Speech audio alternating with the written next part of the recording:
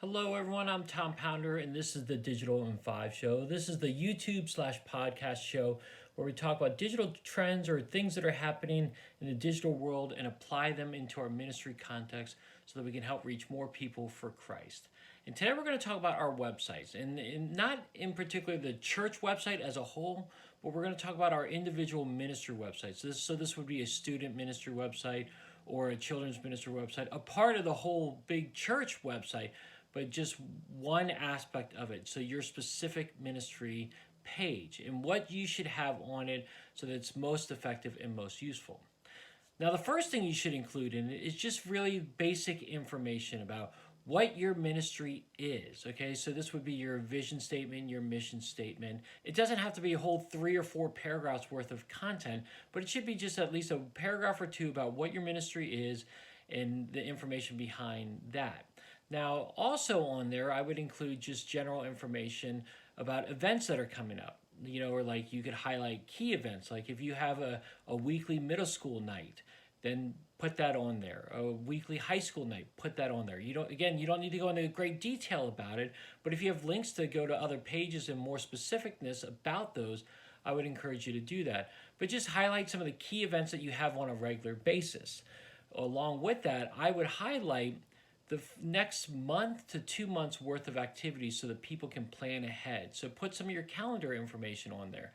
Again, you don't need to go in great detail for every calendar item, but if you have links to the event description of it or a Facebook event page for it, I would strongly encourage you to do that. Include the link on that as well. Now with that, I would encourage you to include your calendar, like upload your calendar there so that they can download that. So we do calendars 3 months at a time, sometimes 6 months at a time. So I would encourage you to upload that calendar and just have a link there where they can click on it, they can see it, and then download it for their own context. Now, this doesn't mean that you should get rid of flyers or handouts or calendars that you have on your youth table or your children's ministry table or whatever ministry you have, the table there on Sunday morning. This just is another resource, another way for you to share information for them in one central location. So have your calendar and a list of events that are happening up there on your website. Another thing that I would really encourage you to have on there are your social media links and an opt-in for either text message signups or email signups. So if you have an email newsletter, have a link there so that they can sign up to get that email newsletter. If you have text messages that you send out, which I strongly recommend that you do, have an opt-in there, just a simple little click on the link there where they can opt into that text messaging service. But also include links to your social media channels so that they can see just what is happening in your ministry. It really gives you an opportunity for you to paint the picture of what your ministry looks like. So if you're doing a really good job of uploading pictures or things to your social media channels, have those on there so that people can kind of look at it, especially those people who are new to your ministry and just trying to figure out what your ministry is all about. Now with that, I would encourage you to include a link so that they can send you an email directly to ask specific questions about your ministry. Now this doesn't have to be your personal ministry account, but it could be a very general one that you check, that such as like students at your church's email address. And then you get that information and then you can reply to them. But it gives them an opportunity to ask you a direct question without you putting on your cell phone number. You can also, I would encourage you, if you have an office number, you can put that on there as well, and they can give you a call if that's what their preference is. And finally, something that I have found to be very helpful in our ministry page is that we put up resources for our parents there.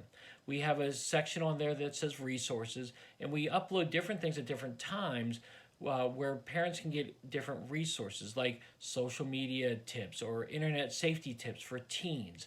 We want to give resources to our parents so that they can get information and then they can just download it so they can get helpful thoughts on how to appropriately interact with their family and with the church and whatnot. So I would encourage you, if you have resources out there that parents have said to you in the past, this is very helpful for us, upload it on your website so that they can download it at any time. That's a great tool and it's a great way for you to partner with parents.